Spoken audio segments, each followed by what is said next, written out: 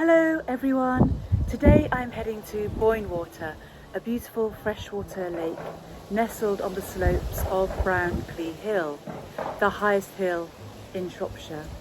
It's such a gorgeous, peaceful place. The walk up there really is dreamy, crossing fields and stiles and taking in the summer hay bales. And as you start to get higher up, the views are incredible.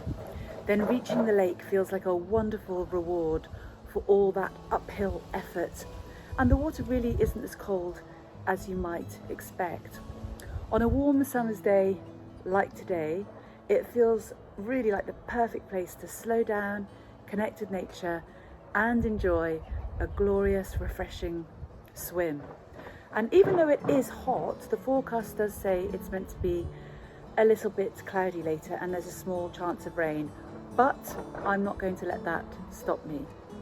The freedom you feel when you get out in nature really is magical, because having a sense of autonomy and living authentically is so important to well-being.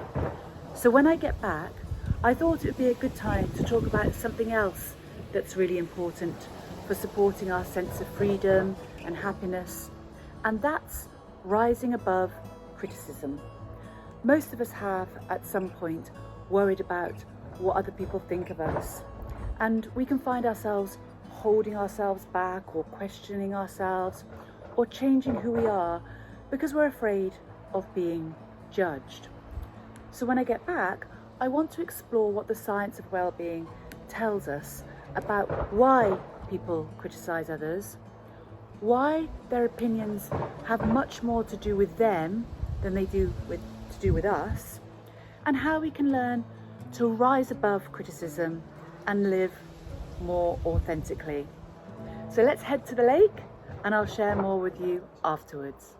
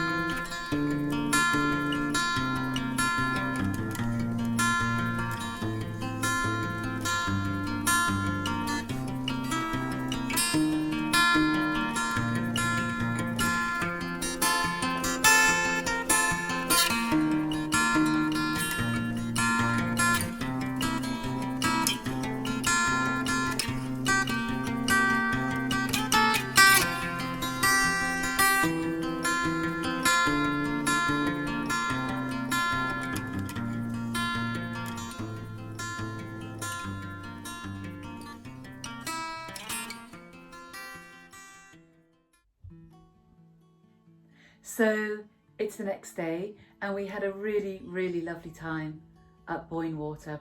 Despite the forecast, we were lucky to avoid any rain, and even though it was a little cloudy, the walk was still really stunning, and it felt glorious to get into the water. My skin always feels so soft afterwards, and for most of the time we were actually the only ones there, so swimming in a lake by ourselves, surrounded by nature, really did feel incredibly freeing. It was just glorious. And this links perfectly to what I want to talk about today, and that's rising above criticism. Almost all of us have experienced being judged or criticised at some point in our lives. Sometimes it's obvious, sometimes it's subtle, sometimes you hear about it through other people. A comment about how we look, the choices we've made, the way we're raising our children, our career, our relationships, or simply who we are. And when it happens, it's so easy to take those words to heart. We start questioning ourselves, we replay conversations, we wonder, whether we should change. But the science of well-being offers another way of looking into it. Research into social comparison theory suggests that people naturally compare themselves with those around them. And sometimes when someone feels insecure or threatened by another person's confidence or success or authenticity, criticising that person can become a way of protecting their own self-esteem. Sometimes criticism is also a form of projection. We all have things about ourselves that we find difficult to accept, and without realising it, we can end up seeing those same qualities in other people and reacting to them. And sometimes people simply speak from a place of stress, frustration, or unhappiness. Of course, that doesn't mean all criticism should be dismissed. Sometimes people who genuinely care about us, who genuinely want to see us grow and thrive, can offer us valuable input. The important thing is learning to distinguish between that kind of constructive feedback and criticism that reflects someone else's emotional state.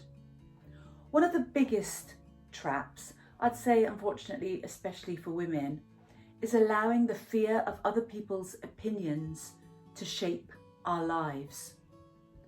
We stay quiet when we'd really like to speak. We apologise for taking up space. We play down our achievements.